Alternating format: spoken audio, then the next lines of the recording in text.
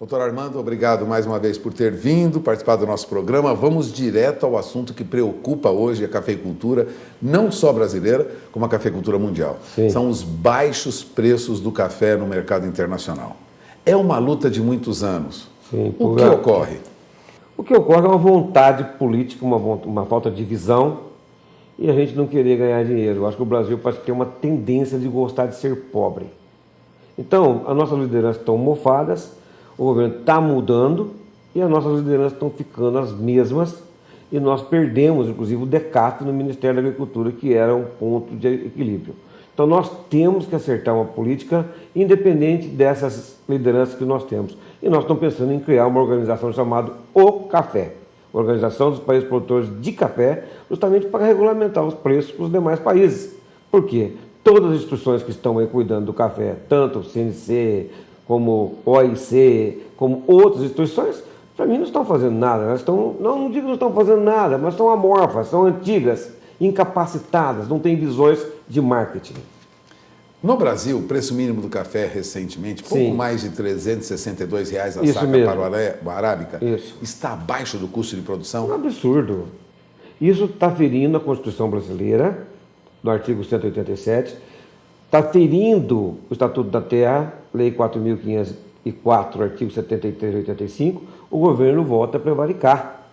Nós não podemos aceitar um preço mínimo ridículo. O custo hoje de produção que nós temos calçado no ano passado pela UFRA, Universidade Federal de Lavras, era 488. Como é que a ministra, era uma senhora interessante, tem feito um bom trabalho, foi agora lá para os Estados Unidos, e não só isso, ela tem feito um bom trabalho, mas ela foi cooptada por essas lideranças antigas, mofadas, né? Nós tivemos com ela lá em dezembro, no Centro Cultural do Banco do Brasil, explicamos o que estava acontecendo isso aí.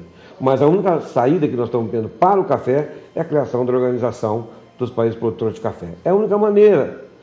Foi sempre assim, isso é cíclico. E o momento é oportuno, como você disse, Pulga, é uma situação na América Central de miserabilidade. Você vê, eles estão atravessando os Estados Unidos, o México, indo para os Estados Unidos.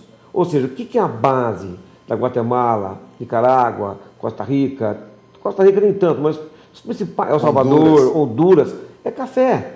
Então eles estão recebendo tão pouco, tamanha miserabilidade e pobreza, que eles vão onde tem dinheiro. Então eles estão indo para os Estados Unidos. Né? Mas a questão do preço baixo para o café não é só no Brasil. Não, é no mundo inteiro, tá certo? Mas o grande responsável é o Brasil. O Brasil tem 35% do mercado. Então nós temos que chamar os faróis para nós, e nós temos que ser o protagonizador da criação da O Café. O Brasil pode criar, nós temos estrutura, nós temos logística, nós temos bons locais para criar a organização dos países produtores, que é o Café. Vamos fazer aqui no Brasil. Né? E os países, nós tivemos agora no México, ano passado, na reunião da OIC, e nós falamos com 26 países, todo mundo está concordando em ter uma organização dessa daqui. Né? Só dos produtores, uma organização internacional dos produtores. Nós não queremos compradores nossos junto conosco para querer ter a Nestlé para nos explorar mais, a Stockware.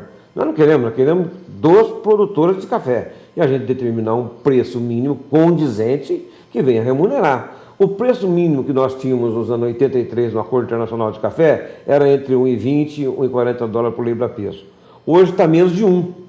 Se a gente pegar a inflação americana de 1,20 e 1,40 daquela época, dólar por libra-peso, e corrigir, teria que estar na faixa de 3,40, 3,60, 3,65. Olha, nós estamos vendendo a 90. Nós estamos vendendo, na verdade, calculado matematicamente, a 28% do preço que nós vendíamos nos anos 80. Vê se tem lógica isso. Então, o que acontece?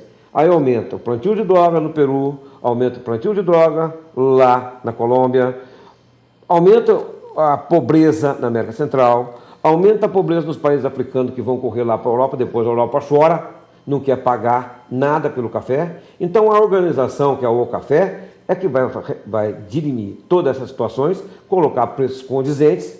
É lógico que vai ser uma organização que estará envolvido o governo, mas nós temos que estar no meio. Tem que ser uma organização que tenha apoio da entidade privada. Porque se largar na esfera governamental, sempre tem os aconchegos que nós não queremos.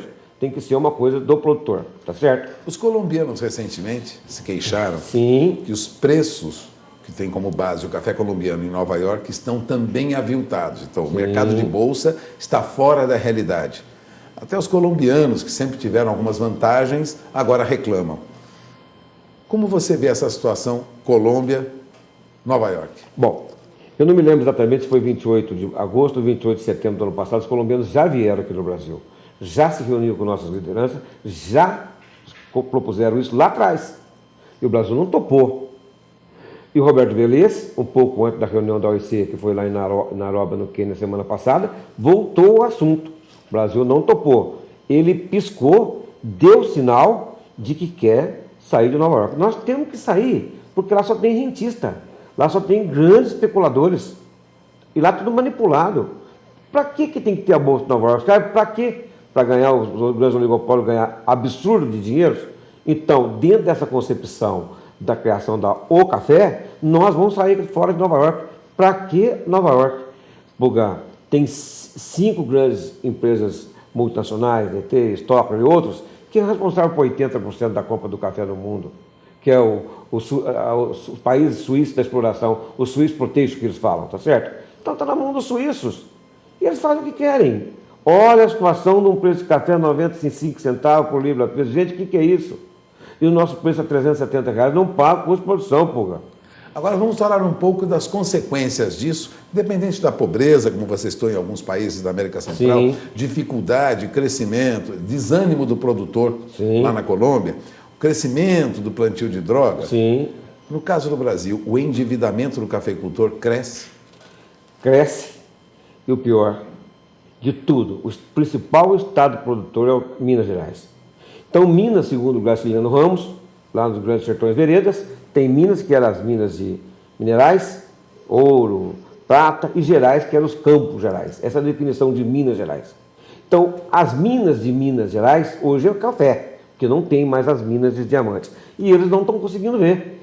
Então, nós estamos falando com os políticos mineiros, os deputados mineiros, tentando chegar no Zema, que é o governador, que é um homem da direita, para mostrar que o café, ao invés de estar vendendo a 370, pode estar vendendo a 800, a R$1.000. Calcula o que isso ia incrementar no estado de Minas. Se você pega lá um produtor com R$30.000, isso vai para o mercado, passa 100.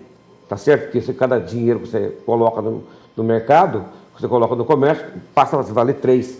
Então, o governo está devendo 100 bilhões. O café poderia tranquilamente sanear praticamente quase metade da dívida do estado de Minas Gerais.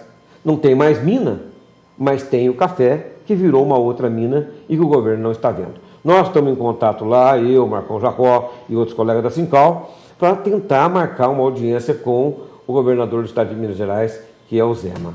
Para tomar uma atitude em relação ao café. Porque está tendo uma pobreza. Dá tristeza de entrar no estado de Minas. Eu sou paulista, tá certo? Quando eu atravesso a estrada para lá, é outro mundo. Cheio de buraco, cheio de uma tragédia, de coisa. Aquela cidade não sai disso, cheio de cachorro. Quando você vai medir o IDH dos municípios mineiros, dá uma olhada que tristeza que está.